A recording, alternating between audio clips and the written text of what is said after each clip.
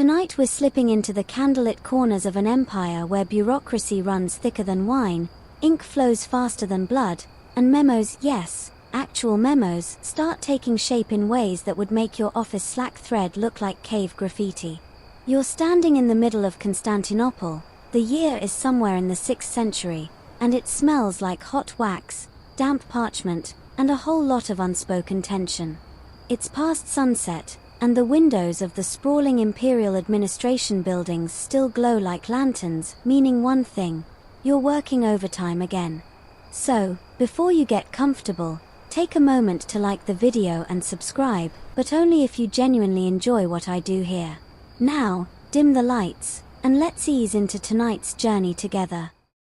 You trudge across the marble floor, sandals slapping faintly, careful not to scuff the polished black band that runs like a spine through the middle of the hall.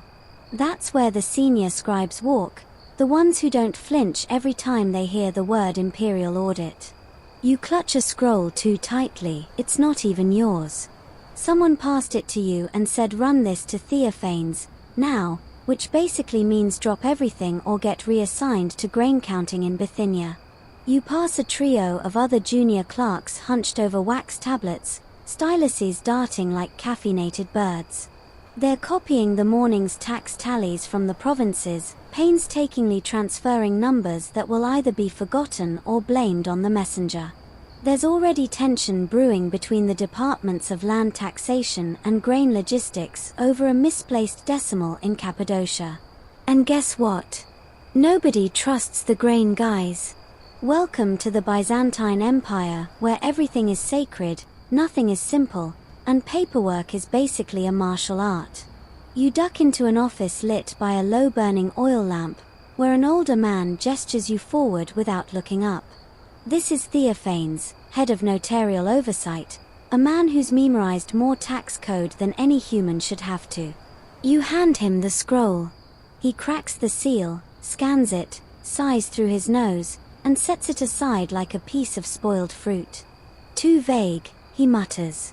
I'll need a memorandum. And just like that, the seed of the office memo is planted. See, this empire isn't run by soldiers or senators, it's run by scribes. Invisible armies of them. Men, and occasionally women, who read, record, duplicate, and distribute the words of the emperor to every corner of the realm. Orders don't shout across the palace, they slither quietly, hidden inside ribbons of ink on parchment. The scribes of Constantinople are like nervous system cells, picking up data, transmitting it through layers of paper flesh, all the way to the imperial brain and back. If a command is vague, it dies. If a report is unclear, it sparks confusion or war. So naturally, someone has to start organizing the chaos. And this is where your job, your miserable, vital job, comes in. You're one of thousands of underpaid, overworked bureaucrats trying to make sense of a system nobody really controls. There are 9 major departments in the imperial bureaucracy, each with subdepartments, each of those with assistant undernotaries and index clerks and sub-chancellors and archival stewards. There's literally a guy whose only job is to walk around correcting spelling errors in copies of imperial orders. You can't rely on oral delivery anymore, too many accents, too many memory slips, and far too many he said she said catastrophes. So written communication becomes king.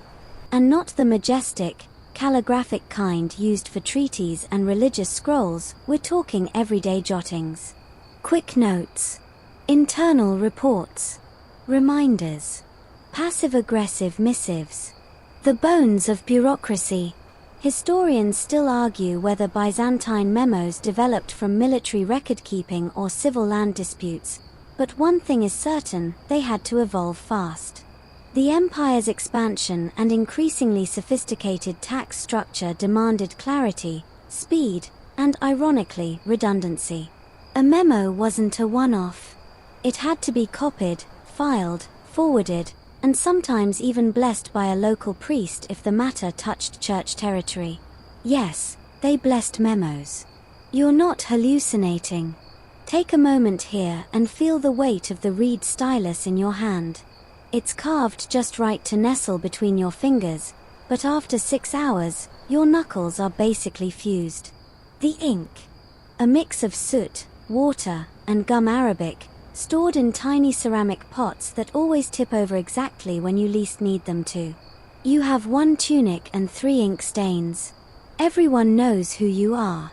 You work by candlelight, because the building's high-set windows offer only a thin trickle of daylight, and candles burn fast. You ration your wax like a monk in winter. At night, your fingers smell like lamp oil and cold sweat, and you've begun dreaming in Latin abbreviations. Then there's the tone, the real innovation. These proto-memos don't just convey facts. They balance reverence, indirectness, and imperial-level flattery. You can't just write, "The accounts from Cilicia are late again." You have to say, with due humility, "It is observed that the arrival of the Cilician records has encountered unforeseen delay, despite the evident diligence of our colleagues therein." It's like writing poetry while panicking. And if you mess it up, well, you remember Marcus. Smart guy, witty margins, terrible sense of hierarchy. Made a joke about the emperor's cousin's wine cellar in a note he thought was private. He now copies fish census data for a naval office on an island without fresh water. So yeah, you watch your tone. Here's a fun fringe detail most textbooks leave out. Byzantine scribes often used a kind of black humor shorthand when writing internal memos, joking symbols, doodles, even strange acronyms meant only for insider eyes. One popular sigil was a stylized octopus, meaning too many hands involved, proceed with caution. Scholars still debate the origins of that one. Possibly a reference to a forgotten palace scandal, or just a shared traumatic memory from departmental potluck day. As you shuffle toward the copying room, the floor creaks beneath you. The building is centuries old, built before anyone imagined that layers of parchment and ambition could weigh down stone. But this is your world now: ink, silence, whispered favors, and memos, the lifeblood of the Byzantine machine. And you, poor soul, are about to write your first one. The parchment in front of you is blank, and that's both a blessing and a curse. Your stylus hovers in the lamplight, trembling just slightly from the residual adrenaline of being summoned by Theophanes. "Draft a memorandum," he'd said, and then, with zero instruction, vanished into the echoing chambers of the administrative wing like some bureaucratic phantom. And so, here you sit, a junior clerk in the bowels of Constantinople's imperial palace, about to compose the most anxiety-inducing piece of writing this side of the Nicene Creed. You start slowly, your stylus scratching faintly across the surface. You begin with the obligatory flattery, because even the smallest memo must first bow before the altar of hierarchy. To the most esteemed master of notarial oversight, may his ink never blot and his wax seals always set true. Then, the actual message, crafted like a chess move, 1 part truth, 2 parts hedged implication, and a whisper of self-preservation. The grain quotas from Thrace are unclear, you write. A possible copying error. Of course, it is not your place to say definitively. You merely observe and humbly suggest clarification. That's the trick. Byzantine memos don't say anything. They suggest, they allude, and above all, they never accuse. Not unless you enjoy reassignments to plague archives. Your fingers cramp as you finish the memo and begin to roll the parchment tightly, preparing it for sealing. A junior seal-bearer, a boy of perhaps 10, stands nearby with a box of wax, seal stamps, and what smells like honey cakes. You glance at him. He shrugs and offers no advice. He's seen 1,000 of these come and go. Here's the unspoken truth. The emperor is drowning in information. Theodora's embroiderers could weave tapestries faster than the bureaucracy could untangle its own messages. Which is why, over time, memos became essential. They filtered, summarized, compressed. The emperor didn't have time to read full reports anymore. He wanted the gist, the implications, the urgent bits. That's what your memo is. A pebble tossed into a roaring river of paper. Historians still argue whether the Byzantine bureaucratic memo emerged directly from the imperial rescripts, the personal replies emperors used to issue to petitions, or whether it bubbled up from city magistrates trying to keep tabs on their chaotic urban wards. Either way, by the 6th century, there's no question, short-form internal writing is everywhere. Some memos were copied into official logbooks. Others vanished after a single reading, burned, eaten by mice, or used to plug window drafts during particularly cold winters. A tragic fate for something you just spent 90 minutes crafting in terror. You carry your finished memo across the hall to the distribution desk. Yes, that's what it's called.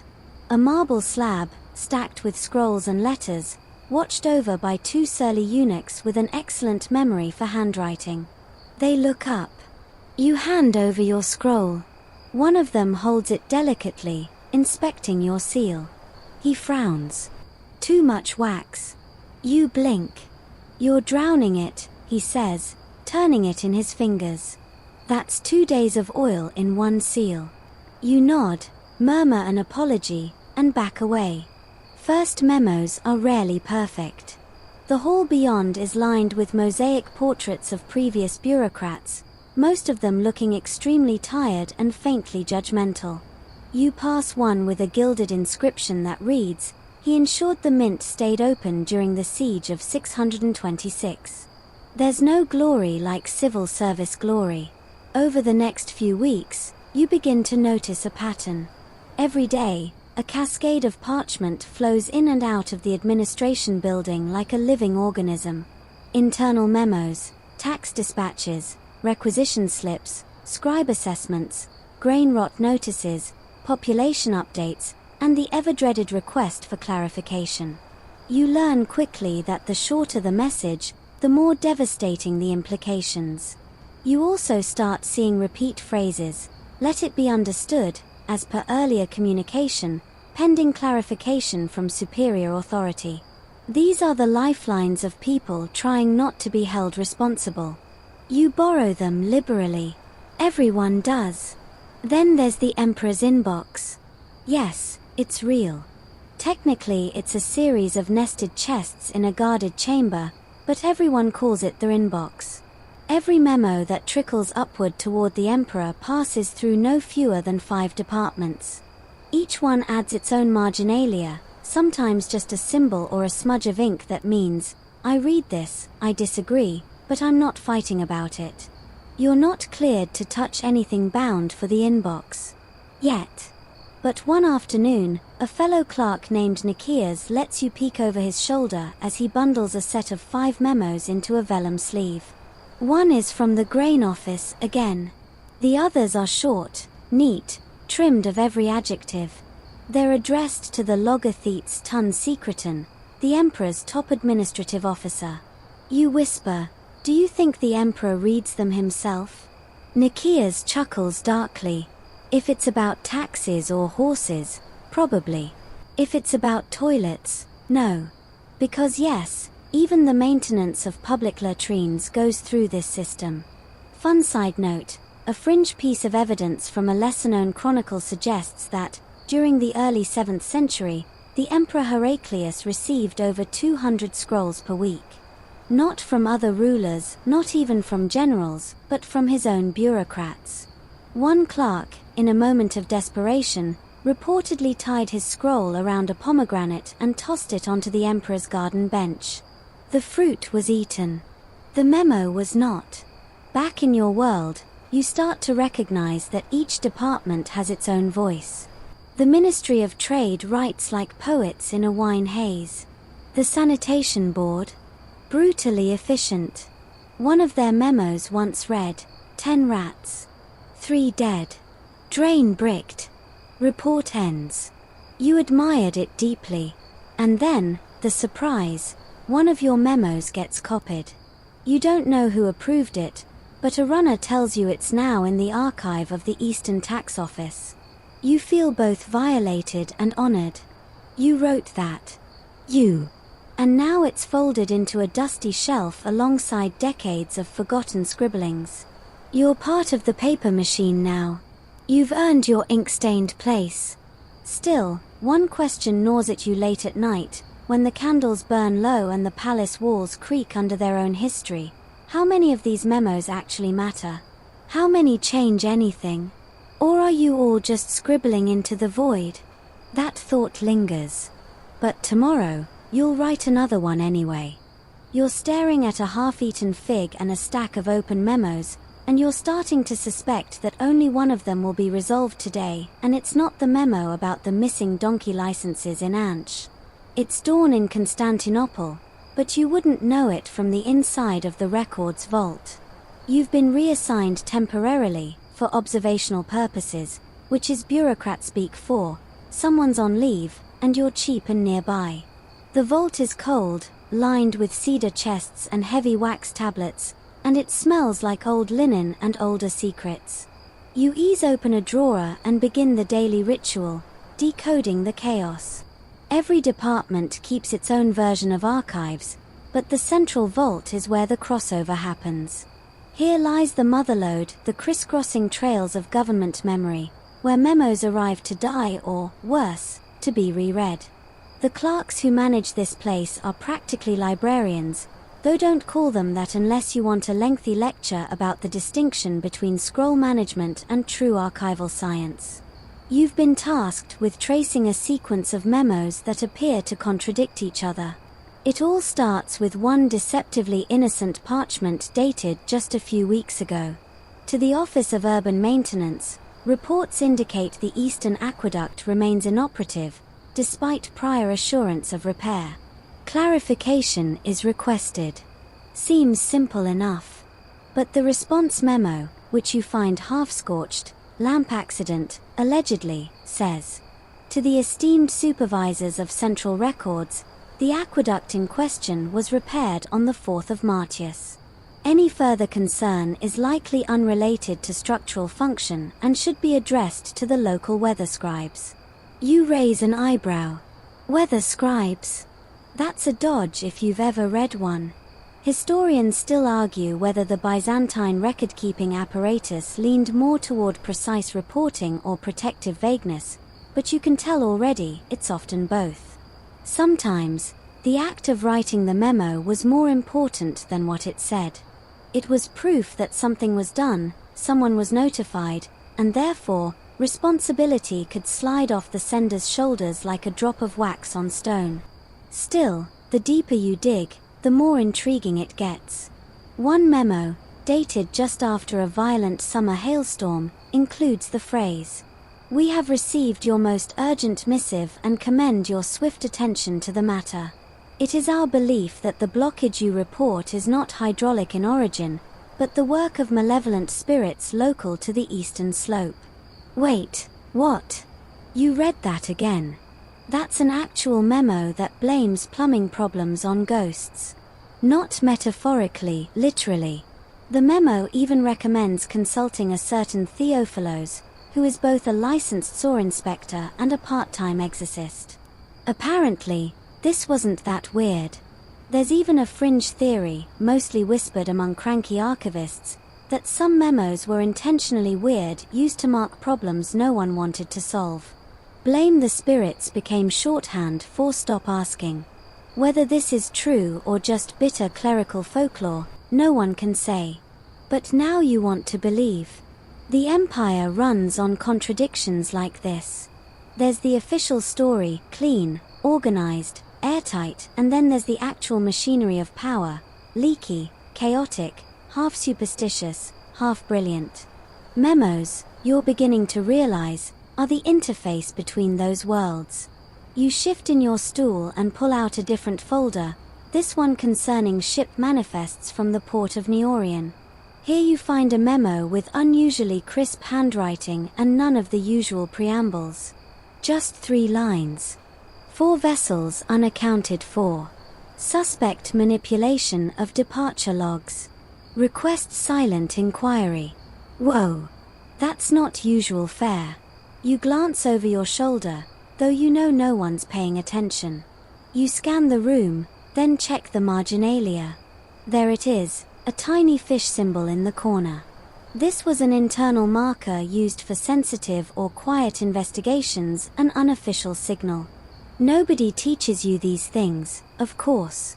You just pick them up, like how to fold a scroll so the top curls just enough to invite curiosity, or how to leave certain words ambiguous so the recipient can interpret it however makes their day easier. And that's the key, isn't it? Interpretation. These aren't dry, static orders, they're living documents, full of coded language and indirect signals. Entire careers are made or destroyed based on how a single phrase is read. With utmost urgency can mean panic, or just that someone wants to look busy. Pending imperial attention might mean never. See attached illustration is often a lie. You once read a memo about land reassignment in Lycia that included a hand-drawn map of such confusing proportions that it looked like a child's sketch of a squid attacking a field of grapes. The map was signed by 3 different clerks and one possibly tipsy monk. That memo, despite its madness, made it all the way to the land census records unchallenged. Still, it's not all jokes and ink stains. You come across a series of memos from around the time of the Nika riots in 532 AD. These are real, chilling artifacts. One begins with the familiar tone. To the Ministry of Public Calm, the situation in the southern sectors remains heated. Crowds gather, though their intentions are unclear. Patrols suggest heightened vigilance. Additional lanterns requested. The next memo, dated just 2 days later, is almost unreadable, the ink blurred by what might be water, or something else. Fire. South walls breached. Our clerk Parion missing. Request immediate approval for defensive deployment. Additional copies sent via separate runner. You stare at it. For all the flourishes and etiquette, this is the sound of a collapsing city recorded in real time, by the same scribes who'd once debated how to phrase a notice about muddy streets. This contrast, the bureaucratic tone clinging to real disaster, gives you chills. And it makes something else clear: these memos weren't just tools of administration.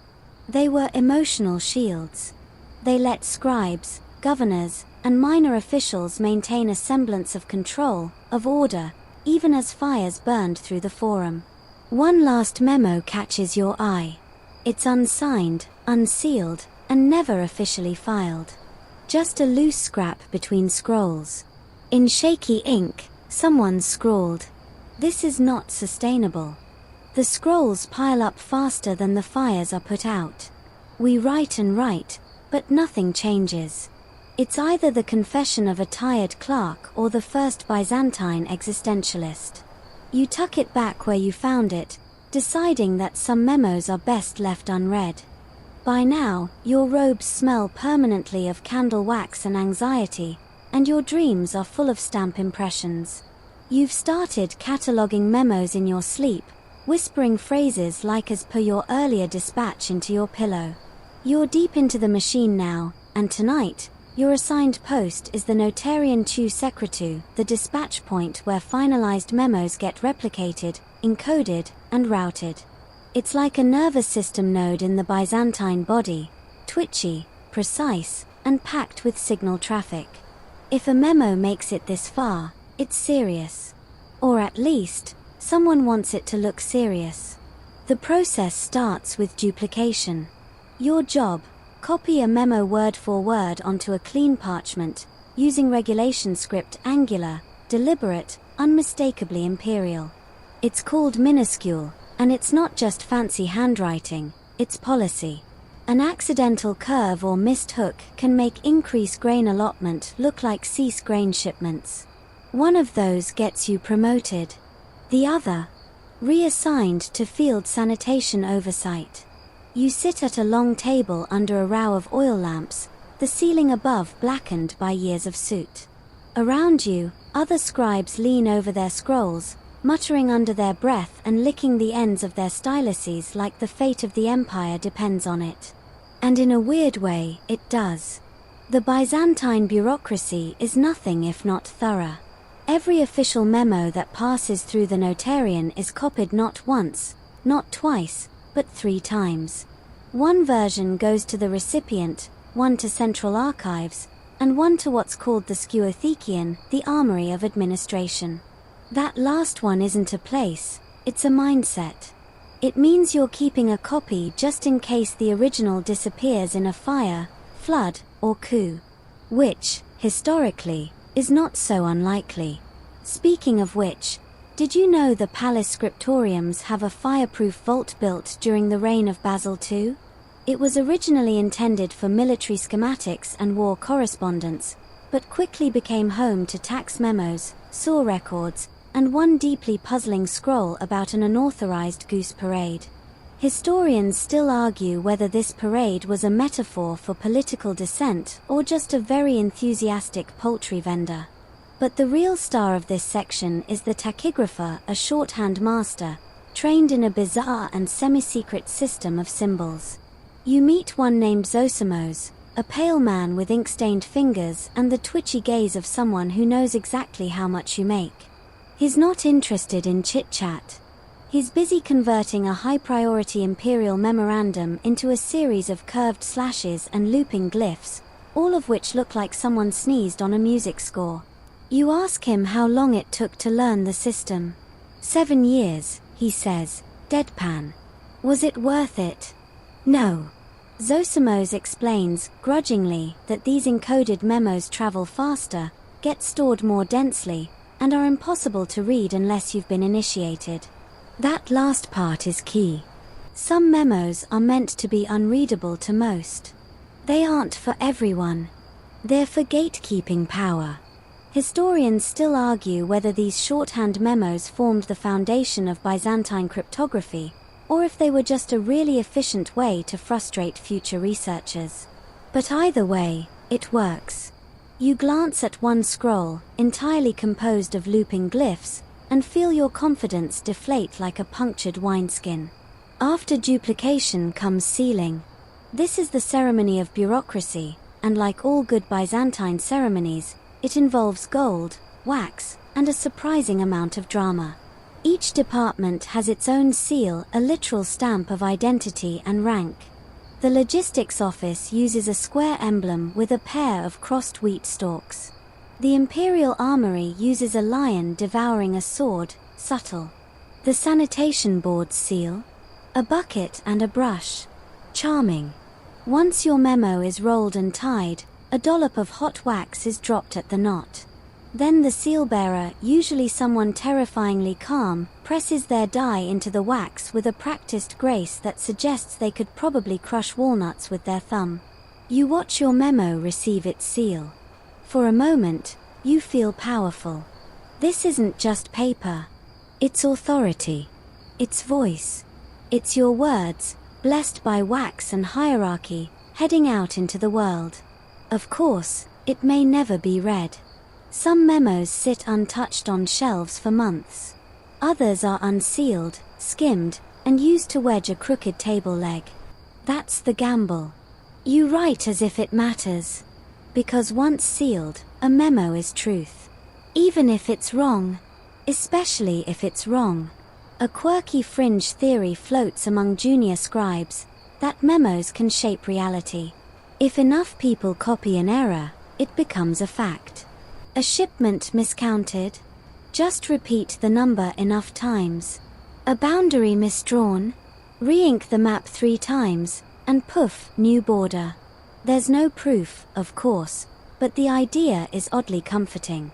If the empire can be steered by paper, maybe you can steer it, too. And yet, this isn't a free-for-all.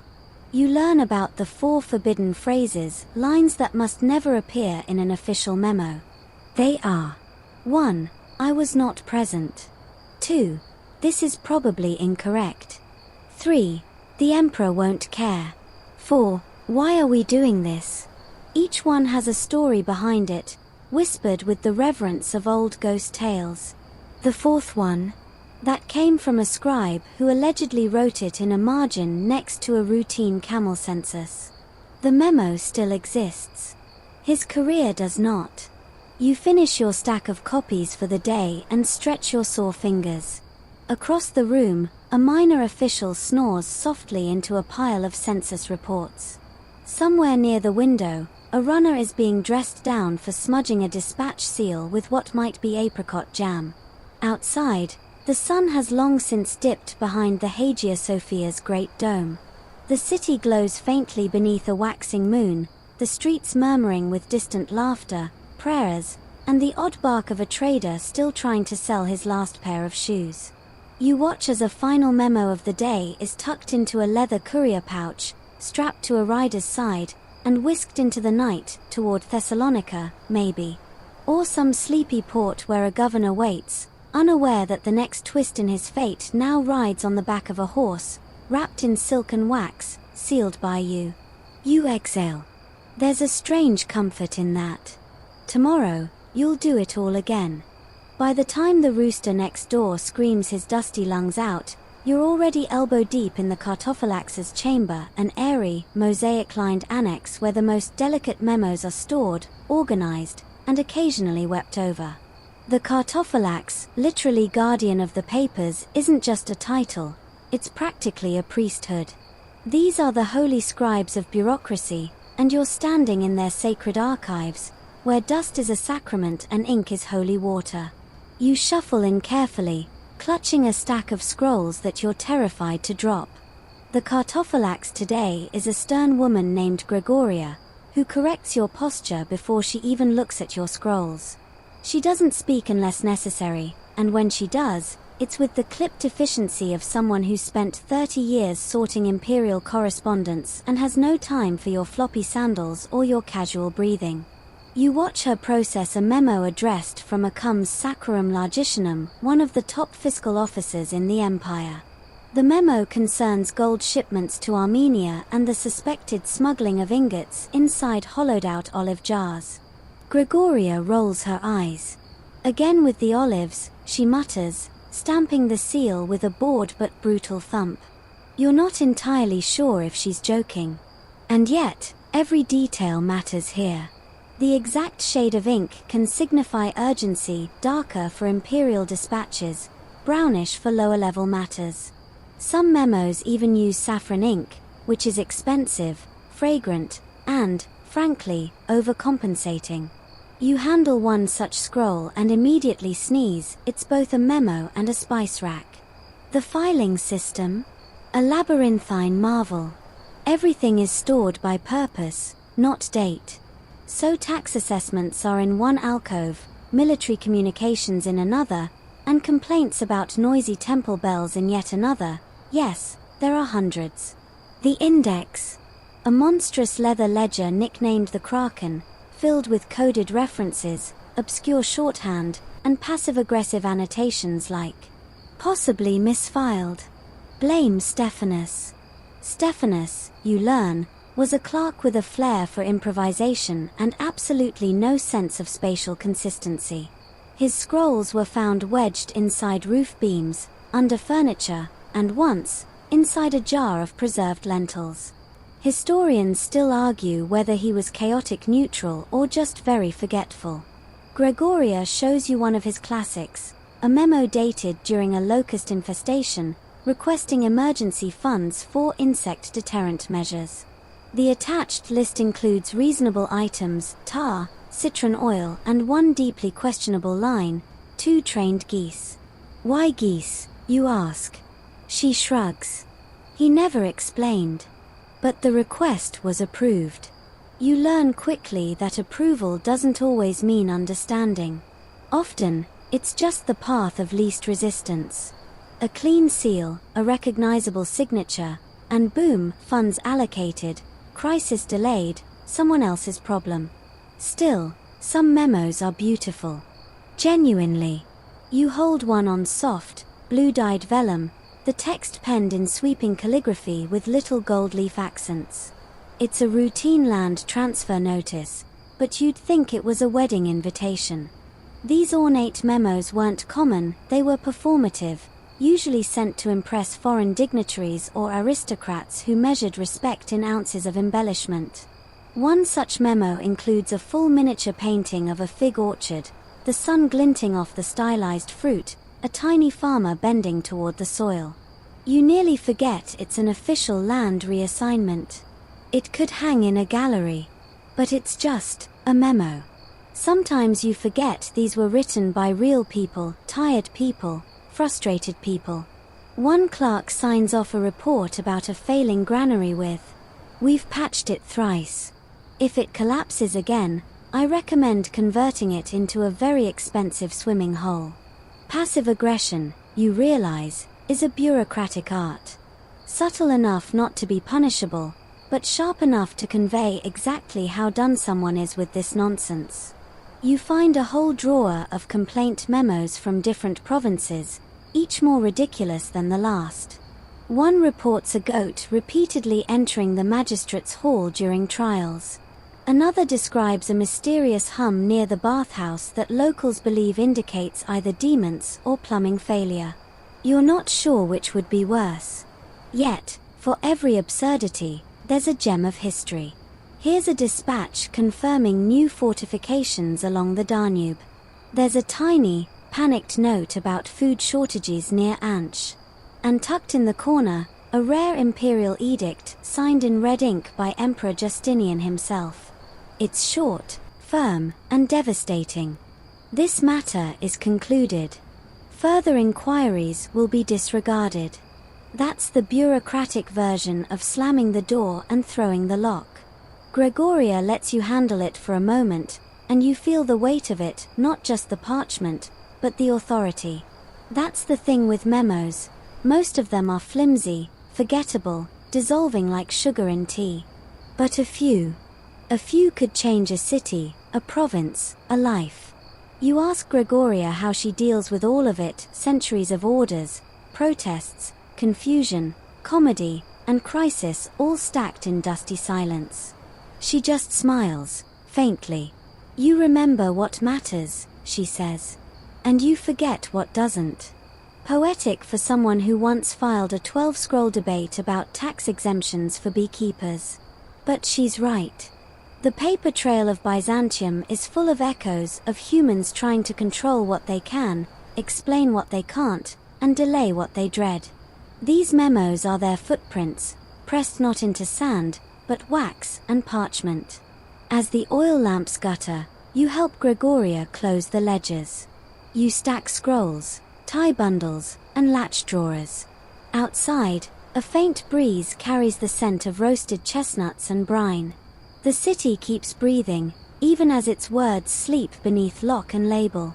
You leave the chamber with fingers smudged in ink, and a head full of voices, not loud, but persistent. Memos never shout. They whisper. And you're finally starting to understand what they're saying. Tonight, the lamps flicker more than usual, and the dust in the scriptorium glows like it's floating through thick honey. Your neck aches.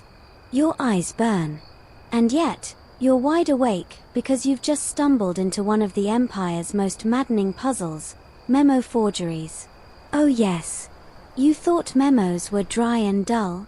Think again.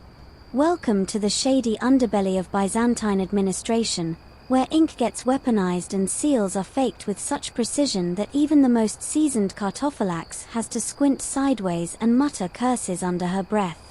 It begins with a whisper, an offhanded remark from a grumpy supervisor that a memo looks off. That's the first sign. Not wrong, not incorrect. Just off. Maybe the phrasing is a little too flattering, or maybe the seal is just a fraction too glossy. You don't notice it right away, but once you do, you can't unsee it. The problem? Some of these forged memos are perfect. Right ink. Right seal. Right calligraphy. But something in the soul of it feels wrong. Like biting into a plum and tasting boiled onion.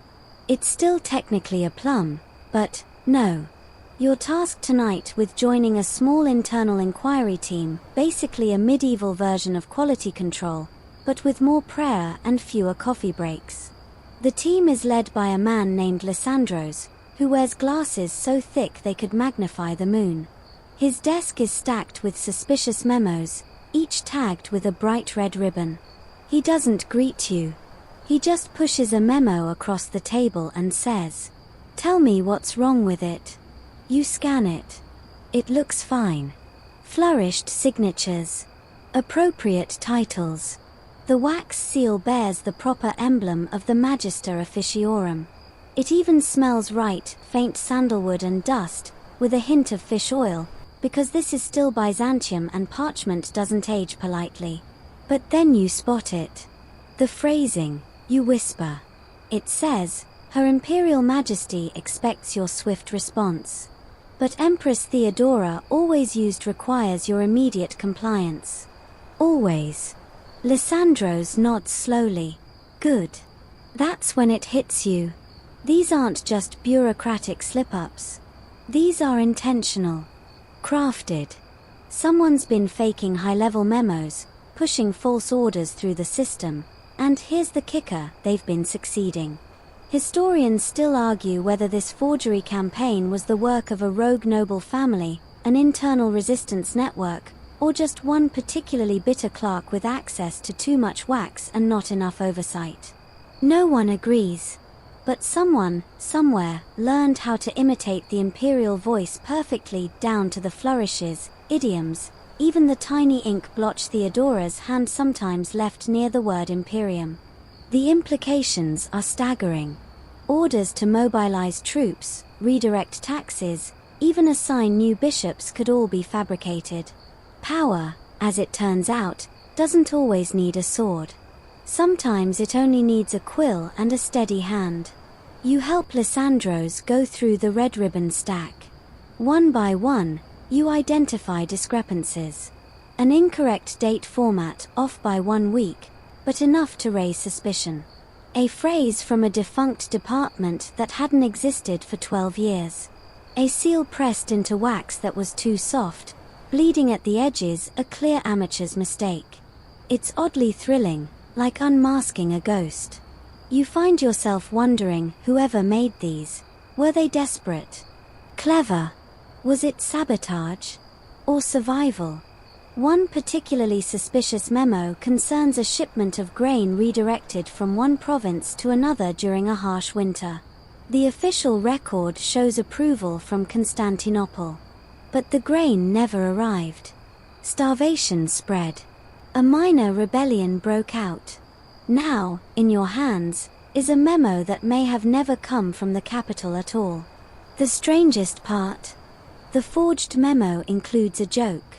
Just a tiny one, scribbled in the margin, "May the grain fly faster than the carts." No one in the official bureaucracy jokes in margins. That's an amateur move. Or, a message. Lysandros hands you a sealed scroll, older than the rest. "This one," he says softly, "was found hidden inside a reliquary in the monastery of Staudios." You raise an eyebrow. A fake. He doesn't answer. He just gestures for you to open it. Inside is not a memo, but a confession.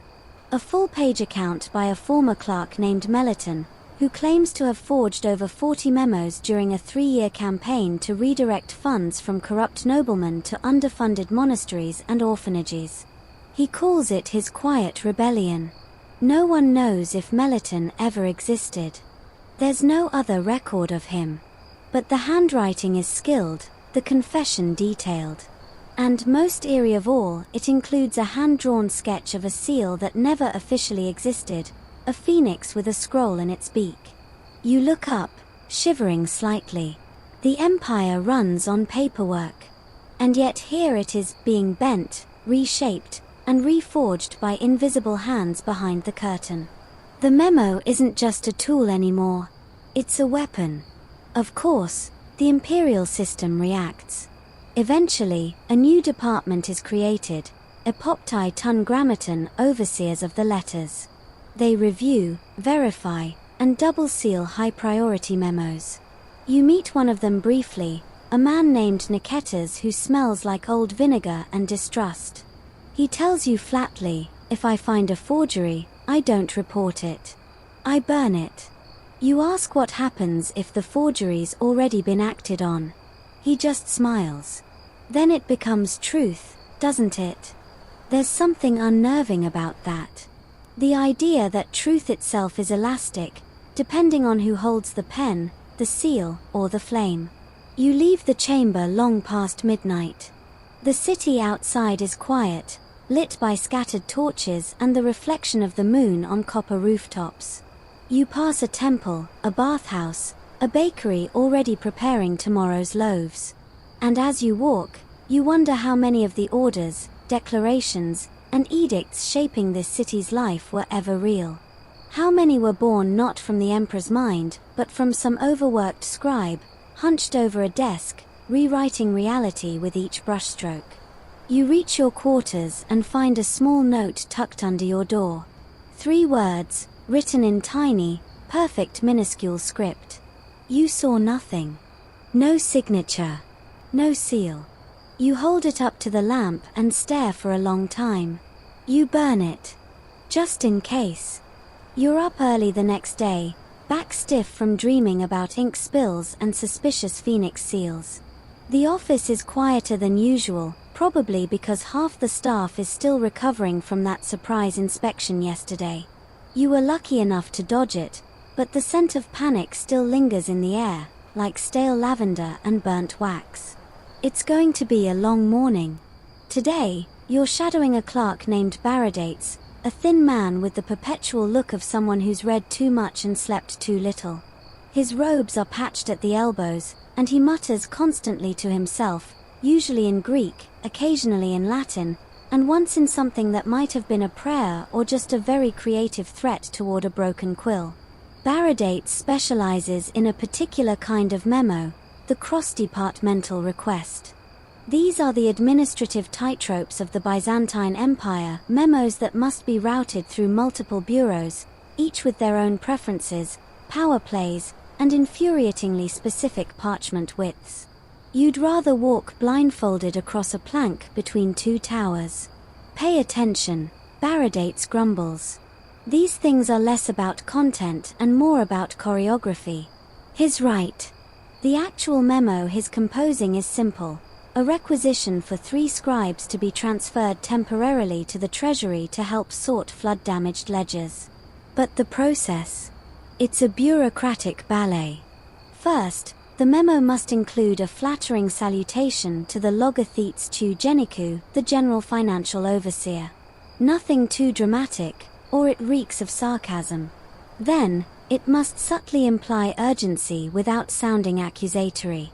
You write a phrase like "the matter is of growing significance," which is memo speak for "fix this before the roof caves in." Then comes the challenge, routing the memo around the Chartularios tu vestiariu, keeper of the imperial wardrobe. Why is the wardrobe guy involved in a treasury matter? Because his office shares clerks with them during slow fashion seasons. Byzantine job titles were less about what you did and more about who you annoyed. Baradates adds a signature line he's clearly used before. With the utmost respect for your judicious allocation of human capital, we humbly submit this logistical petition. Translation: please just say yes. We're all very tired. Historians still argue whether this elaborate memo dance was an intentional complexity designed to preserve the power of the center, or whether it just grew organically, like ivy on a forgotten statue. Some claim it discouraged hasty decisions. Others argue it was a kind of job security for people like Baradates, who could navigate the system like a priest reading sacred chicken entrails. And then, just when you think the memo is done, Baradates pulls out the grid. It's a cross-referencing matrix of departments, alliances, rivalries, and personal grudges. You stare at it the way someone might stare at a cursed treasure map. Scribbled notes include: don't CC Theoctistos, still mad about the beehive thing. Never mention oxen around merinos. If sending to Scolian, triple wrap parchment and use blue ink only. This is less administration and more medieval espionage. Baradates sighs. It's not just what you say. It's how, to whom, through whom, and in what tone. One wrong verb and you'll be in a procedural loop for the next 4 months. You ask him what happens if a memo gets rejected. He snorts. Nothing. And everything. You just have to start again, tweak a word, try a different courier, flatter someone's nephew. It's like fishing in a bureaucratic swamp. You spend the rest of the day running memos between offices, dodging angry monks, curious cats, and one overly enthusiastic clerk named Helena who insists on reciting the entire memo aloud before accepting it. Every time. Oh. A triple endorsed requisition with dual seal validation. Delicious, she chirps, and you silently vow never to come this way again. Eventually, one of the memos you're carrying comes back, with notes. And not the polite, scribbled kind. The memo's margins are filled with tiny corrections, passive-aggressive question marks, and at least 3 uses of the word ambiguous. There's even a little doodle of a snail next to the final signature. You stare at it, defeated. Baradates just shrugs. That's the signum of Petros. He corrects everything. Sometimes even imperial edicts. Does anyone stop him? Not unless they want a 4-page memo about why he shouldn't be stopped. You realize then that the Byzantine memo isn't just a communication tool. It's a performance. A power play. A coded dance. Every word, every loop in the handwriting, every seal or lack of seal, it all means something. It tells people where you stand, who you serve, and how skilled you are at this brutal paper game. Some clerks rise through the ranks not by birth, but by crafting the perfect memo at the perfect time. One legendary case involves a man named Argyros, who, legend says, avoided conscription by writing a memo so perfectly balanced in tone and logic that the strategos in charge of recruitment hired him instead. The memo survives, tucked in a dusty archive. While my blade may dull from disuse, my pen remains sharp enough to serve the realm in ways far more enduring. Dramatic? Absolutely. But it worked. As twilight falls, Ewan Baradates finish the last of the day's routing memos. He files them with an exhausted reverence, the way someone might put their children to bed after a very long day. You finally ask him, "Do any of these actually change anything?" He thinks about it for a while. Then he says, "Some do. Some don't. But they create the illusion that things are moving. That matters are heard. That someone, somewhere, cares." You walk home in silence, the moon peeking over the domes and terracotta rooftops. In the quiet, you realize something. Memos are like prayers. Most disappear into silence. A few get answered. But writing them keeps the system breathing. And tonight, in some archive you'll never see, a tired clerk will read your memo, nod once, and reach for a fresh scroll. The dance continues. You're halfway through a cold honey cake when the courier barges in without knocking, flings a scroll at your desk like it's cursed, and mumbles something about a meeting of imperial urgency. You stare at the seal. It's the golden sunburst of the Sacrum Consistorium, the Sacred Council. Usually reserved for matters of war, succession, or grain prices during Lent. But now, apparently, they want you. You adjust your belt, wipe honey off your fingers, and jog to the central building, past a nun arguing with a street preacher, past a man selling scroll Polish, yes, that's a thing, past a pigeon that looks oddly judgmental. The consistorium is already assembled by the time you get there, seated in a semicircle of polished marble and imperial brocade. You feel about as welcome as a chicken at a lion symposium. At the center sits a scroll. Just one. It's unsealed, unsigned, and written in a script you can only describe as exuberantly awful. Half calligraphy, half chicken scratch. But the message? Crystal clear. All foreign envoys must now submit bilingual memos, with Greek and Latin copies, or risk deportation. You blink. Twice. That's new. And also, massively inconvenient. Why? Because Byzantine diplomacy isn't like modern diplomacy. It's not handshakes and hors d'oeuvres. It's a choreographed spectacle of robes, incense, and deeply formal paperwork, all of which depends on linguistic precision. Memos are the lifeblood of foreign relations. If a Bulgar envoy brings a memo promising grain shipments during the harvest moon, and your translation accidentally reads grain shipments before the harvest moon, congratulations, you just started an international incident over barley. You glance around the room. The council members are grim-faced. One of them, an aging eunuch named Phocas, clears his throat. We believe this memo was forged. Or worse, authentic, but unauthorized. You're handed the companion memo, the Latin version. This one is flawless. Elegant phrasing, imperial gold leaf around the border, a precise wax seal of the double-headed eagle. But something about it feels off. You spot it. The Greek version uses the phrase oikeia protaxis, meaning proper order. But the Latin version translates this not as just order but as preemptio iuis, which implies priority of rights. That's a big leap.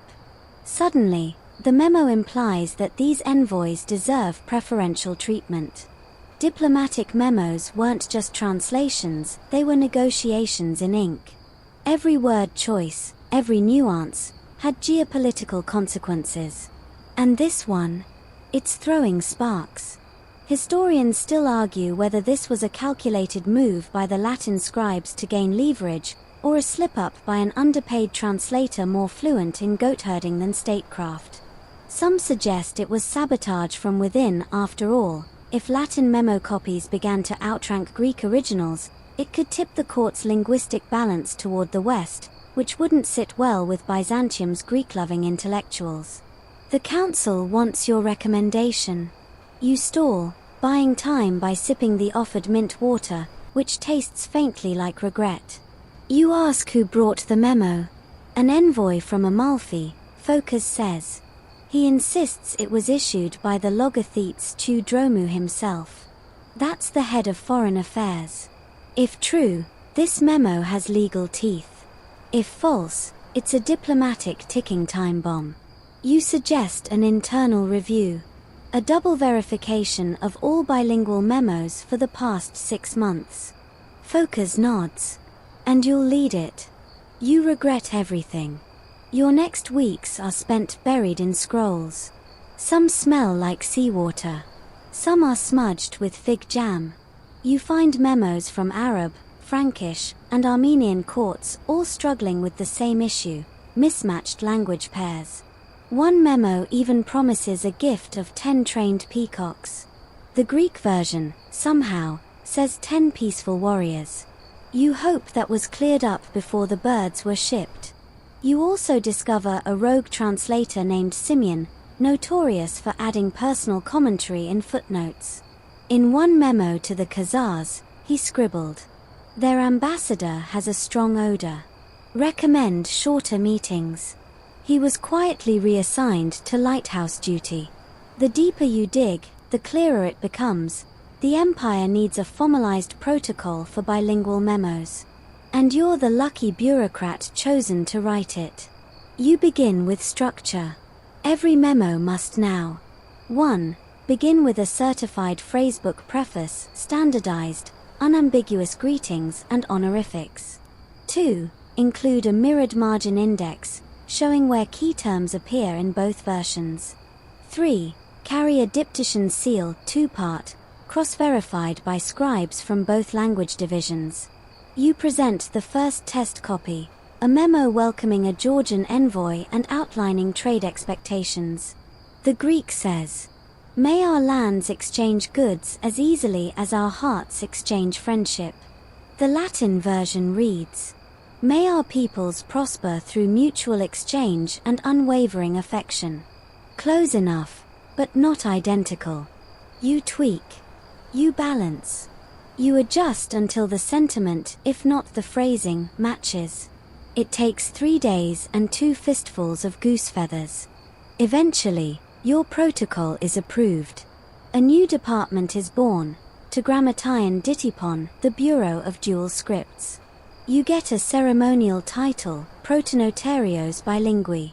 It's too long to fit on your door plaque, so they just etch Memo Guy instead. You're weirdly proud of it. Soon, scribes are trained in double literacy. A school opens near the Blachany Gate just for bilingual memo crafting. You visit once and watch a young monk sweat over the proper Latin for plague. He tries pestis, pauses, then switches to morbus generales. Safer. Less alarming. One day, you receive a memo on thick vellum, written in both tongues, bearing no seal but your name. It simply reads, "You've built a bridge with ink. Don't let anyone burn it." There's no signature. But tucked inside the folds is a pressed bay leaf, symbol of peace, yes, but also vigilance. You tuck it away in your sleeve. And that night, as the wind brushes against your shutters and the streets hum with foreign tongues and distant laughter, you realize something strange. The Byzantine memo, stuffy, tangled, endlessly folded, has become something more. A symbol of diplomacy. A tool for peace. A thread woven between cultures that rarely touched. And you're one of the weavers. You lean back in your chair, close your eyes, and let the scrolls rustle like waves in the quiet. You're jolted awake before dawn by the rhythmic clop of hooves echoing down your street. Not unusual, except these aren't ordinary horses, they're imperial post-runners, and they don't stop unless someone's been exiled, promoted, or very, very dead. You rush outside in your half-fastened tunic, just in time to see them deliver a scroll to your neighbor, a minor sacralarios with a habit of hoarding ink. The man pales, salutes the messenger, and slams the door shut with the kind of finality that suggests immediate life changes. You shuffle back inside, now wide awake, and decide to start your day early. There's a pile of circular memos waiting on your desk, fresh from the notarii scribes. These aren't just any memos. They're the newest innovation in bureaucratic strategy, preemptive circulars. Circulars are memos that go not to one person, but to everyone simultaneously. They're part announcement, part warning, part pretext for avoiding future blame. Kind of like saying, "Hey, I did tell you not to store wine in the archives months before the inevitable flood." You crack the seal on the top one. It's addressed to all functionaries east of the Memos and concerns candle shortage protocol and sanctioned wax alternatives.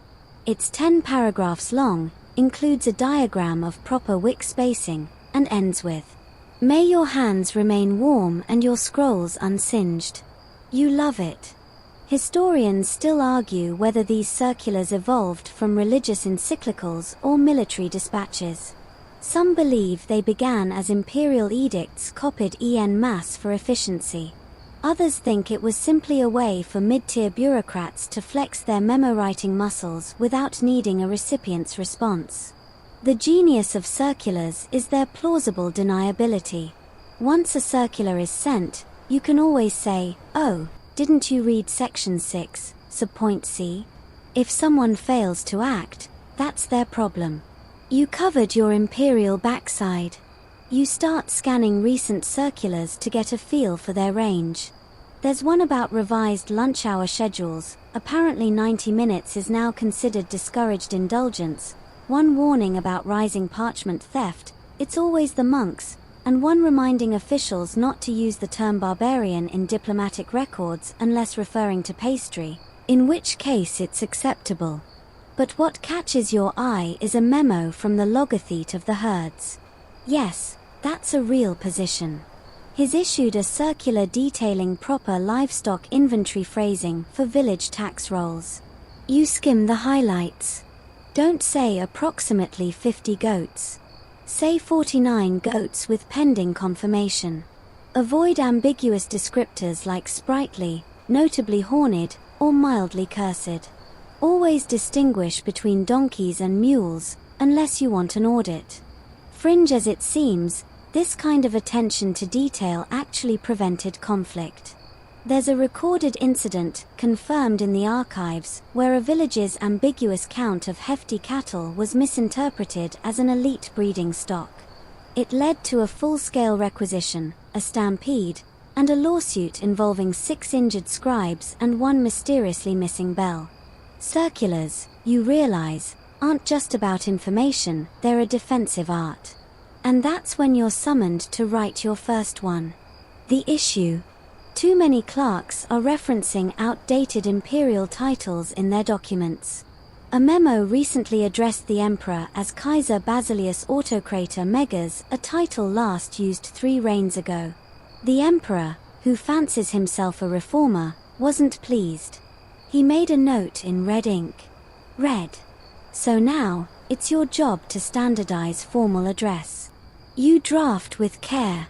Henceforth, all memos shall employ the title Basilius Tun Romarion Kai Autocrator Tu Catholicu Cosmu for the reigning sovereign. Usage of expired honorifics, compound or otherwise, may be interpreted as political satire and is strongly discouraged." You add a cheerful closer: "Let our ink reflect the unity of the empire, even when our quills disagree." The circular is copied and distributed across the city, from the Palace of Daphne to the laundries of the Bucolion. Within hours, responses pour in, half appreciative, half sarcastic. One clerk sends back a haiku written entirely in honorifics.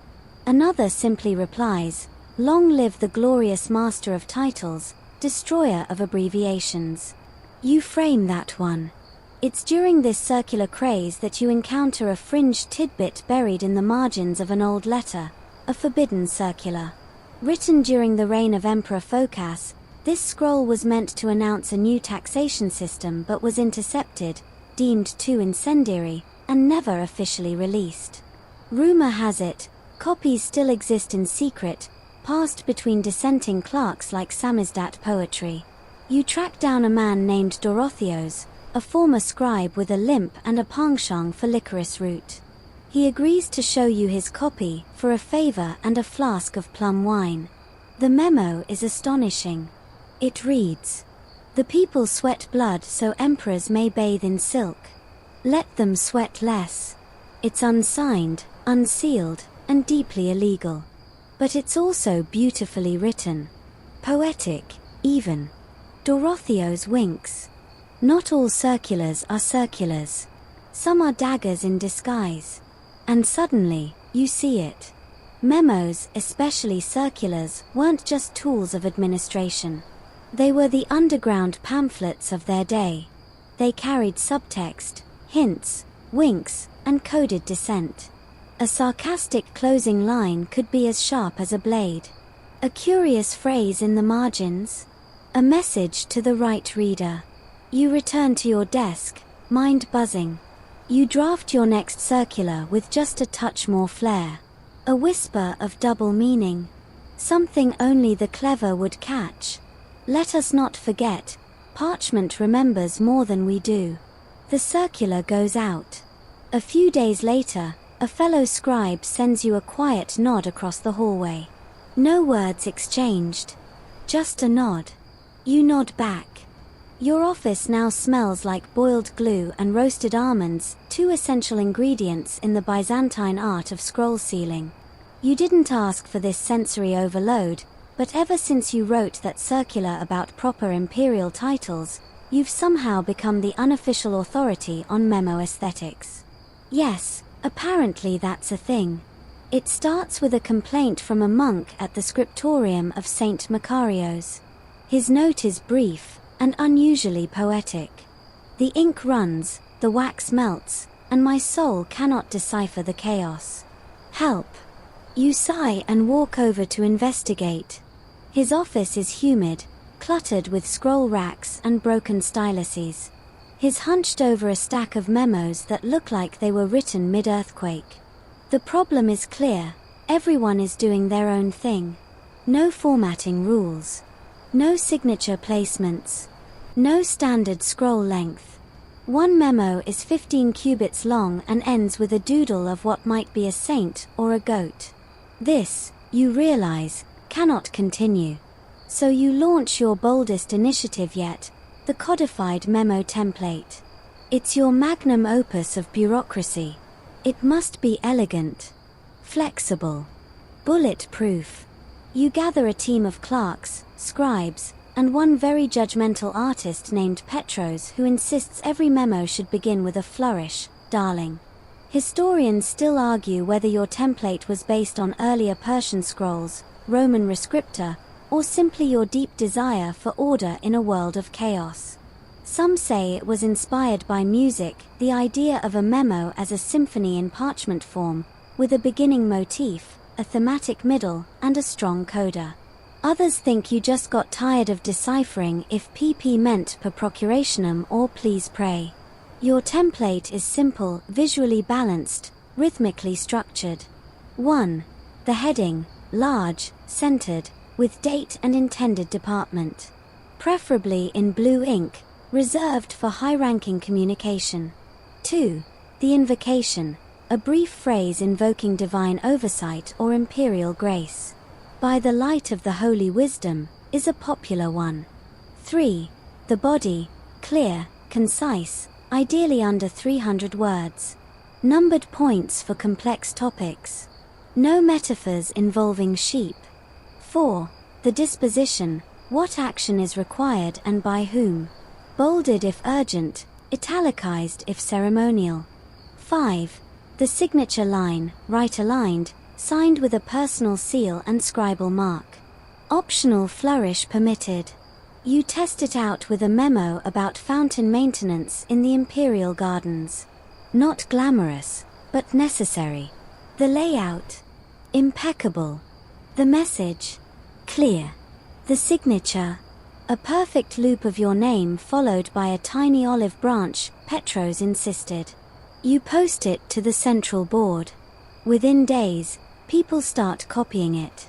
Some even add their own embellishments, golden ink, scalloped edges, illuminated titles. A minor noble sends you a thank you memo using your format, decorated with a small watercolor of a peacock balancing a memo on its beak. Success. But naturally, the higher-ups notice. And with that comes standardization. You're summoned again to the Sacrum Consistorium. They love your format, but now they want it codified into imperial law. From now on, all memos across the empire must follow your structure. They hand you a gold-trimmed scroll titled Forma Memorandorum Officialis. Inside is your layout, now written in pure legalese. You've officially created bureaucracy's version of Holy Scripture. It's a proud moment. Until you realize, now you have to train every major department on how to use it. You begin the memo tour. First stop, the Naval Registry in Thessaloniki. Their scrolls are water-damaged, ink-blurred, and somehow smell like pickled fish. You spend a week teaching them how to write request for sailcloth repairs in a tone that isn't passive-aggressive. One officer starts ending every memo with "May your anchors be ever sharp." You don't have the heart to stop him. Next, the Provincial Tax Office in Nicaea. They've never used a heading in their lives. You introduce bullet points and are greeted like a visiting prophet. One clerk whispers, "You mean I don't have to write the entire memo as one long sentence anymore," and cries softly. Along the way, you discover quirks. The grain counters in Anch right upside down to prevent shoulder strain. The librarians of Alexandria embed quotes from Herodotus into their memos as a secret code. One official in Trebizond writes exclusively in haiku, claiming it makes tax evasion feel poetic. You begin collecting these variations, not to correct them, but to preserve them. You realize that while standardization is useful, it must still leave room for personality. Your memo format isn't about erasing individuality. It's about creating clarity within creativity. And then, one night, you receive a sealed scroll unlike any you've seen. Heavy parchment. Lavender scent. Wax seal bearing a single eye. Inside, the memo reads, "Your template has reached the shores of Ravenna. They call it the golden frame. The Franks are stealing it. Prepare. You laugh at first. But it's true. Word spreads. Western courts begin adopting versions of your format, some accurate, some hilariously mangled. One Frankish memo addresses a Byzantine general as emperor of mild weather and spicy cheese. Still, you're flattered. And curious. You compile examples. You compare how your format is evolving across borders. One Persian version replaces the divine invocation with astrological signs. The Armenian adaptation adds a prayer stanza at the end. Even the Rus traders begin mimicking your structure, though there's always include a postscript about bear insurance. You've created not just a format, but a linguistic contagion. A fringe theory emerges among scribes, that the design of a memo can alter its meaning. That beauty lends credibility. That order breeds trust. Historians still debate this: was the power in the words, or in their presentation? You lean back in your chair, temple lit only by the amber flicker of a dying oil lamp, and wonder if maybe, just maybe, a well-formatted memo can sway a decision more effectively than a clever argument. Because people don't just read. They see.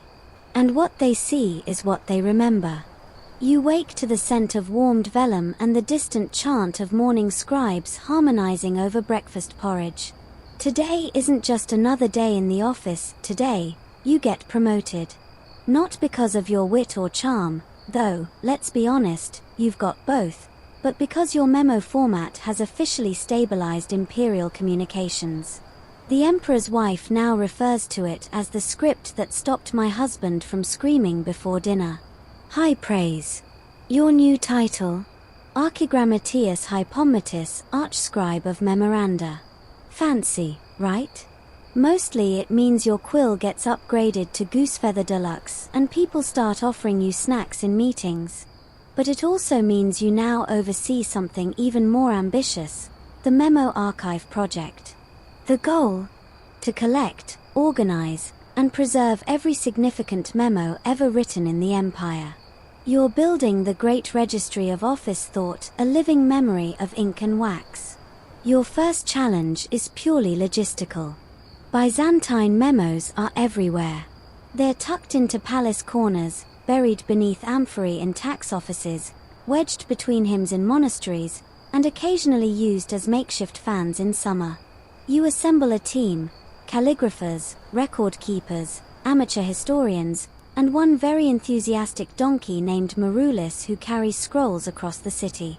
You choose a location, a long unused wing of the Magnora Palace, sun-dappled and suspiciously full of lizards. You name it to Grammateion, the scribery. You begin cataloguing memos. Each scroll is tagged with date or estimated reign, department, subject, known author, or best guess. Annotations, including snack stains and cat paw prints. It's there, in the dusty heap of the forgotten, that you uncover some of the weirdest memos in imperial history. One is a centuries-old request for lemon zest from the Empress's kitchen, with a margin note, for official tart. Another is a furious rebuttal between two clerks about whether one should be allowed to use thusly more than twice in a paragraph. The third, a chillingly calm memo from a eunuch warning that the birds in the courtyard were beginning to observe us too closely. You start a side collection, the Curious Cabinet. These are memos not useful for policy, but absolutely essential for morale. And yet, among the humor, you uncover forgotten policy gems. One scroll outlines a revolutionary tax relief program for flood-affected farmers, never implemented. Another, a proposal to simplify trade permits that would have saved decades of merchant suffering. They were likely buried under political resistance, personal grudges, or worse, lost in transition. Historians still argue whether these buried reforms were suppressed or just ignored. You believe it's both and something else. Bureaucracy, you realize, has a natural predator, entropy. So you double down on the archive. You enforce duplication. Every new memo must be copied twice, once for active use, once for storage. You assign memo monks to chant aloud any memo older than 50 years to keep the content alive in oral memory. You invent the scroll spine, a woven ribbon holding multiple scrolls together, color-coded by subject. It's like a filing cabinet, but more romantic. Word spreads. Scribes from all over the empire start sending in memos voluntarily. One woman from Armenia wraps hers in lavender and signs it with a pressed violet. A monk from Cappadocia sends one carved into a thin slate. It arrives broken in half. You tape it together and cry softly. But archiving isn't all pretty labels and scented ribbons. You stumble upon a dangerous scroll. A secret memo written during the brief civil war of 713. It lists officials marked for elimination, scribbled hastily in red-brown ink, blood, probably. It's unsigned, unsealed, and contains a single word at the end: forget. You do not forget. You mark it archive only, no distribution. Some things must be remembered without being revived. Your archive becomes more than a depository, it's a map of power. By studying which memos get copied, which are marked urgent, which include the emperor's handwriting, you begin to see how influence actually flows in the empire. It's not always by rank. Sometimes, a clever line from a lowly scribe sways a law. Sometimes, a memo attached to a shipment of figs gets read before one marked Eugentus Maximus. And then comes the revolution. You invent the memo summary tag. No one has time to read 900-word scrolls daily, not even the emperor. So you develop a little square, pressed into the wax seal, bearing a single glyph. A feather equals policy. A sword equals security. A coin equals finance. A fig equals domestic request. A donkey equals logistical issue. An eye equals confidential. Suddenly, memos move faster. People learn to scan seals before breaking them. Efficiency rises. A cardinal jokes that your system has done more for communication than most patriarchs have done for peace. Still, not all react kindly. Some veteran scribes resist. They say your methods lack the divine flourish of old. One sends a protest memo written entirely in Homeric hexameter. Another glues a dead fish to the back of a circular about temple roof repairs. Petros, remember him, your artistic consultant, responds by drawing a glorious illumination of the offending fish rebranded as the patron saint of passive-aggressive memos. It goes viral among scribes. In the meantime, your archive expands. Students begin visiting it. Emperors reference it in court. A Greek philosopher calls it the mind of the empire, written out. You like that? A bit dramatic, but true. Then, late one evening, a quiet messenger hands you a wax-sealed scroll. No markings. No glyph. You open it. We are watching your work. History is unfolding between your ink strokes.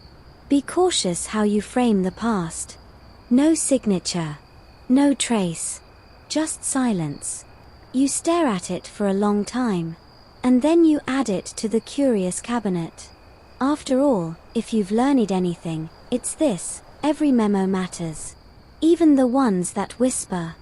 By now, your fingers are permanently ink-stained, and you've stopped correcting people who call you the memo oracle. Frankly, it has a nice ring to it. But titles aside, what really keeps you up at night, besides the occasional bureaucratic ghost, is the growing complexity of empire-wide correspondence. Your once beautiful memo format is being pulled in 1,000 directions by different departments, provinces, and yes, even rival memo enthusiasts. That's right. The memo wars have begun. It starts innocently enough. A junior official in the Port Tariff Bureau decides to improve readability by introducing bold underlining in red ink.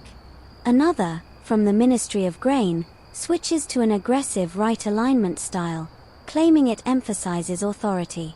The tax clerics respond by shrinking the font so much that scribes need a magnifying crystal to decipher it.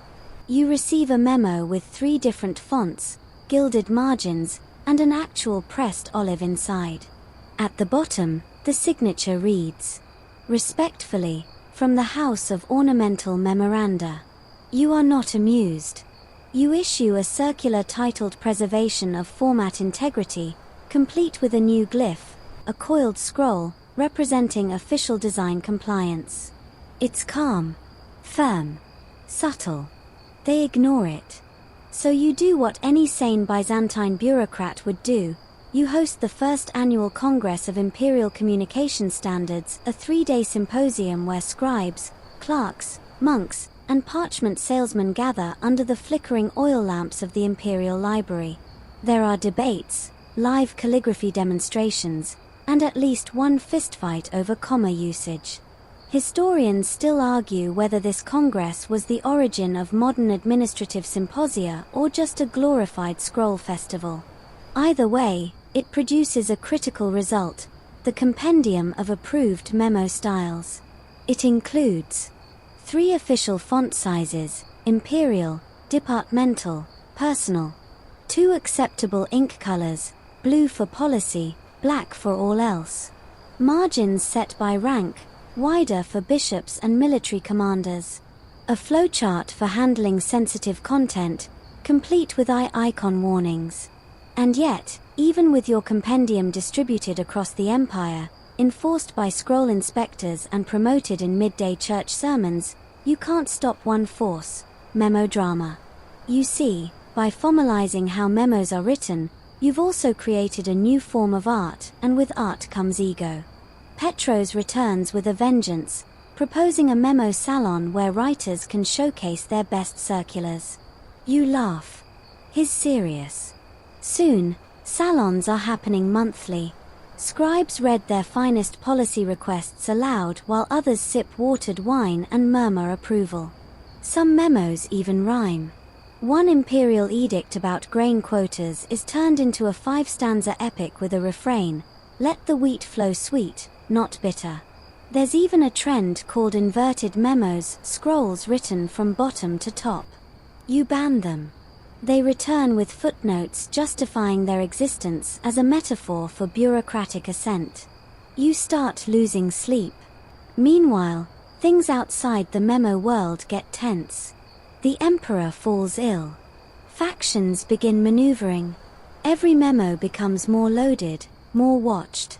A single misplaced seal can shift policy, topple alliances.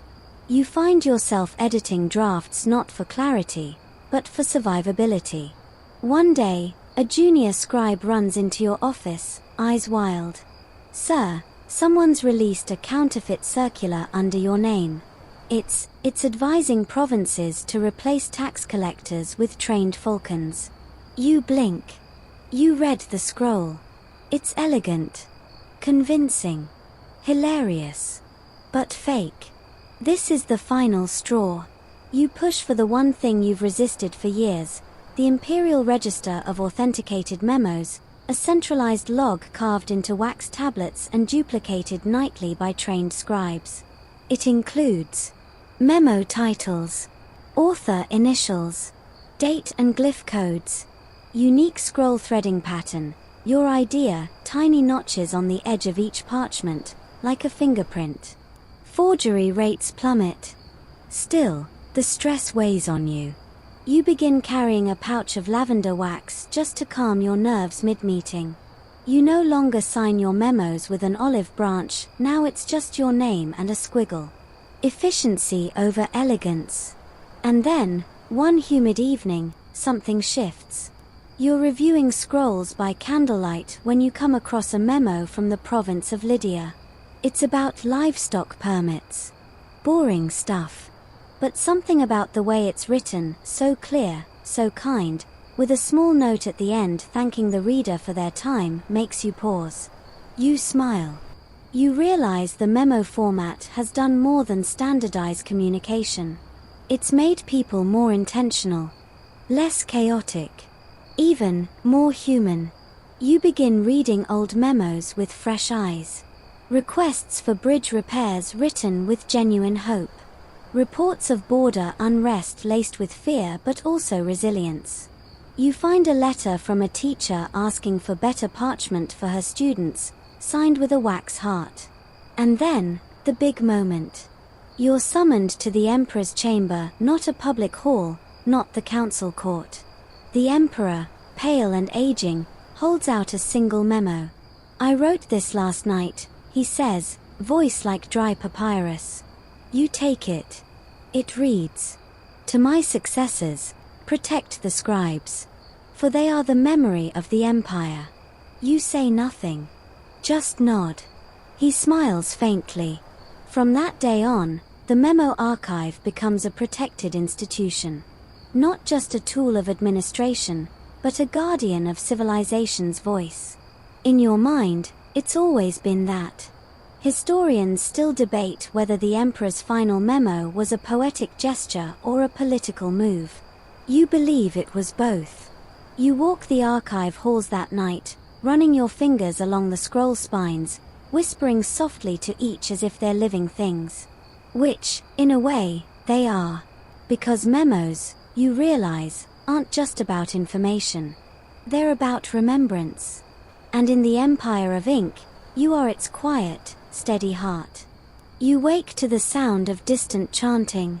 Memo monks reciting yesterday's tax regulations like a bedtime hymn.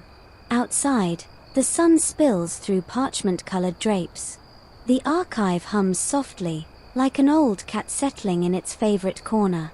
You've done it.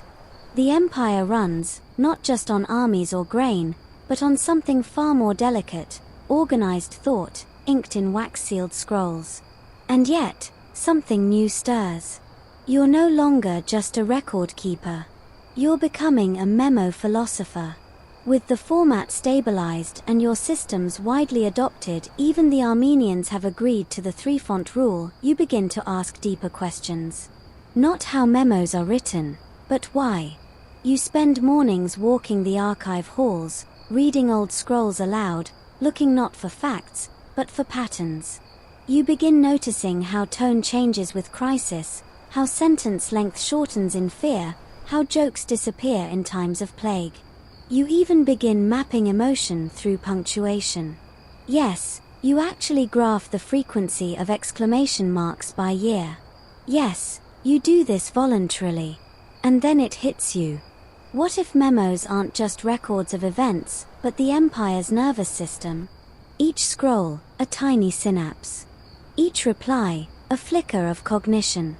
The Byzantine state isn't just governed, it thinks, feels, and remembers through its memos. Petros laughs when you tell him. "You've finally cracked," he says, sketching a brain-shaped filing cabinet. But he agrees to help you illustrate your idea. The result, a grand illuminated scroll titled The Mind of the Empire. It's displayed in the Scriberis Central Rotunda, and soon scholars start quoting it in debates. Still, not everyone's thrilled. A few high-ranking officials feel threatened. If memos shape history, who shapes memos? You receive a sternly worded note from the Office of Rhetorical Oversight warning against over-intellectualization of clerical procedures. You hang it in your office. Framed. But others get it. A bishop sends you a treatise comparing your archive to the Ark of the Covenant, but with slightly more legible commandments. A young philosopher proposes a university seminar on memo analysis. Even the palace cook sends you a scroll outlining memo theory through menu planning, complete with footnotes on fig distribution. Historians still argue whether this memo renaissance truly elevated Byzantine thought, or whether it was just a mid-level crisis dressed in calligraphy. But the cultural shift is real. People begin using memos not just to instruct, but to connect. Lovers write veiled declarations via accidental administrative notes. Monks sneak philosophical questions into monastery inventory updates. You find a circular from a provincial governor listing irrigation statistics, ending with, "Do you ever think we're just scrolls pretending to be people?" You nod solemnly. Yes. Yes, you do. One afternoon, while sorting a batch of foreign trade memos, you receive something strange, a memo from China. Not a diplomatic treaty, just a simple, folded parchment from a visiting merchant scribbled in classical Chinese and broken Greek. It reads, "Your empire writes like it dreams. Ours dreams like it paints. Shall we compare?" You nearly drop it. You organize a memo exchange symposium, Byzantine scribes and foreign guests comparing formats, symbols, and narrative devices. The Persians arrive with jeweled scroll tubes. The Arabs bring calligraphy that looks like it could levitate. The Chinese envoy presents a horizontal memo with brushstroke dragons curling across the margin. Your scribes are stunned. It's not long before a new genre appears, hybrid memos. Byzantine scrolls with Persian flair. Greek memos using Chinese vertical layout. One daring writer even uses papyrus soaked in saffron for scent. You declare this legal, though slightly smug. Of course, backlash follows. Traditionalists decry this as memo heresy. They form a group, the scroll purists. They protest outside the scribery with signs reading "One Empire, One Format." You offer them tea. They refuse. You offer fig paste. They soften. Meanwhile, you stumble on a forgotten memo, one of yours, from early in your career. It's a basic requisition form for more ink, signed in shaky script. You barely remember writing it. But something about it, so raw, so hopeful, makes you sit for a long time. You realize, memos have memory. Not just for the empire. For you. They record not just what was needed, but who you were when you needed it. You start writing short personal memos to yourself. Not for the archive. Not for review. Just small, sealed thoughts. Reminder, not every memo needs to be perfect. Petros is right, add more jokes. Today, you made the emperor laugh. You keep them in a tiny scroll box under your desk. Your own little sub-archive of becoming. And then, because of course it happens, a fire breaks out in the southern wing of the scribery. Nothing catastrophic, but enough to threaten several shelves of scrolls. You rush in barefoot, cloak flapping like a terrified librarian bat.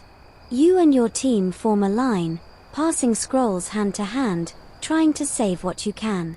Some are lost. Memos on pigeon supply routes, early drafts of coin tax laws, a beautifully illuminated scroll explaining proper storage of melon seeds. Gone. You sit in the ash-streaked hallway afterward, soot on your lips, and whisper. So much memory. So fragile. But then someone hands you something, a small, scorched scroll. Barely legible. It's your first memo. The ink requisition form. Saved. You almost laugh. You almost cry. You settle for both. In the following weeks, you double the archive's safety protocols. Fireproof wax sealants. Water trenches around scroll bays. Emergency scroll snatching drills. A cat, trained to meow whenever the air gets too smoky. Historians later refer to it as the first fire alarm. But deep down, the fire changes something in you. You begin thinking not just of preservation, but of legacy. What happens to the memos when you're gone? You start mentoring apprentices. Young scribes with crooked writing and big dreams. You teach them the old formats, the new glyphs, the philosophy behind footnotes. One of them, a sharp-tongued girl named Theodora, calls you Scroll Dad.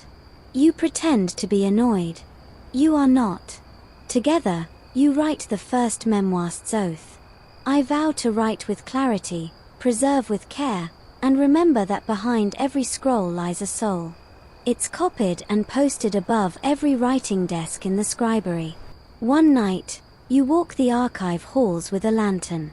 You pause at each scroll row, whispering blessings. You find the old cabinet, the one with the bird conspiracy memo, the fig requisition, the falcon tax fraud. You smile. Because even the absurd ones matter. Especially the absurd ones. It begins, as many great turns in history do, with a whisper. You overhear it in the scribery courtyard, two junior clerks, barely into their second quill, hunched over a scroll with an expression of solemn awe. One nudges the other and murmurs. They say he wrote the scroll that made the empire pause. You don't laugh. You don't correct them. Instead, you return to your desk, close the ink jar, and sit still for a long while. Because the thing is, they might not be wrong. You didn't plan to write it. You weren't even supposed to be working that evening. But something about the thunder outside, the scent of damp parchment, the faint drip-drip of the archive's cracked gutter, something nudged you. So you wrote. The memo wasn't dramatic. It didn't declare a war, or approve a marriage, or set a tax. It simply outlined, in 137 words, the need to slow communication during mourning seasons. To pause, to reflect. To leave margins wider, glyphs softer, phrases kinder. You sealed it with a plain string. No olive branch, no imperial flair. And the empire, somehow, listened. They called it the Velvet Memo. For a few weeks, offices across Byzantium embraced its tone. Edicts arrived wrapped in linen, not wax. Scribes signed their names with tiny hearts. One clerk wrote a grain delivery report in verse. The emperor approved it with a smile and a footnote. This is pleasant. Do more of this. Historians still debate the impact. Some call it the first recorded bureaucratic soft power initiative. Others say it was just collective exhaustion dressed in metaphors. You say it was a moment of shared breath, a quiet empire, exhaling. And then, like most good things, it passed. War flared again in the east. Trade demands rose. The scribery returned to its usual pace, ink flying, scrolls stacking, arguments over the spacing of semicolons resuming with gusto. But the Velvet Memo lingered. People began quoting it in the margins of their documents. You found it inked badly on the back of a fish permit. Even Petros embroidered it on a cushion. You begin noticing the slow emergence of something you never expected, memo folklore. There are scrolls passed down like relics. Children whisper of the haunted memo of Nicaea, which supposedly rearranges its words by moonlight. A traveling merchant claims to possess the lost circular of eternal wine rations. You know it's fake, but you admire the hustle. The memos, somehow, have become story. You embrace it. With the help of your apprentices, you commission a special wing of the archive, not for administration, but for memo legends. Half real, half rumor, all scrolls worth remembering. There's one about a memo that stopped a riot by including a pie recipe. Another describes an edict delivered by pigeon that never actually landed. It's still out there, they say. Somewhere. You begin to worry less about facts and more about feeling. Not what memos say, but what they mean. And that means confronting something you've quietly dreaded for years. Your own final memo. You know it's coming. Not immediately, your hands are still steady, your mind sharp as a quill, but the end of your scroll is in sight. You think of your first requisition form. Of the lavender wax days. Of Theodora, now a senior memo auditor with a temper sharper than your sarcasm. You sit down one windy evening, candle flickering, and you begin to write. Not to the emperor. Not to any department. Just to the future. To the one who finds this. I hope your empire still writes. I hope you still pause when the ink flows too fast. Remember, clarity is kindness. Margins are mercy. And a scroll, no matter how small, can change everything. Sign with care. You sign it. No flourish. Just your name. Then you fold it. You seal it. And you don't log it. You slip it into the velvet-lined drawer beneath your desk, behind the scroll box of your personal memos. You tell no one. Years pass. The empire shifts. New rulers, new borders, new rivalries. Paper starts replacing parchment. Scrolls shrink. Glyphs change. Even the title memo slowly morphs, blending into new languages, new bureaucracies. But the archive survives. The apprentices carry on. The velvet memo is taught in schools. The memoirist's oath is recited at the beginning of every scribe's service. You age gently, like a well-stored scroll. You lose a little vision. You gain more sarcasm. You spend most afternoons in the rotunda, watching young scribes argue over whether regards is warmer than yours faithfully. You pretend to care. You do not. And then, one day, you hand your desk keys to Theodora. She tries not to cry. You tell her to add more jokes to the requisition forms. She salutes. Dramatically. You walk out of the scribery that evening with no scroll in hand. Just a piece of fruit. A fig, naturally. A few days later, Petros hosts a celebration. Scribes gather from across the empire. They perform dramatic readings of your finest memos. Someone dresses up as the tax falcon. You allow it. You sit in a cushioned chair by the fire, watching your words dance in the lamplight. Not just yours, of course, but those you helped shape, preserve, inspire. Because here's the truth. Memos didn't make the empire. You made memos make the empire. And one scroll at a time, you turned bureaucracy into something sacred. That night, you sleep deeply, for the first time in a long time. And somewhere, beneath the ink and wax and woven threads of thousands of scrolls, the heart of the Byzantine machine beats in soft, steady rhythms. Still whispering. Still remembering. The chair creaks as you lean back, a warm dusk light falling across the marble floor of your favorite archive chamber. It's quiet. Not the usual scratch-scratch of scribes or the distant thump of delivery mules. Just the sound of time. Breathing. You reach for a scroll. Not one of yours, not tonight. This one's newer, ink still sharp, seal unbroken. You don't read it. You just hold it. You remember how it all started. Not with an empire. Not even with a law. Just with a missing shipment of ink and a frustrated clerk who couldn't find his requisition form. And now, here you are. The quiet inventor of the memo, an invention as powerful as it is invisible. Across Byzantium, people write.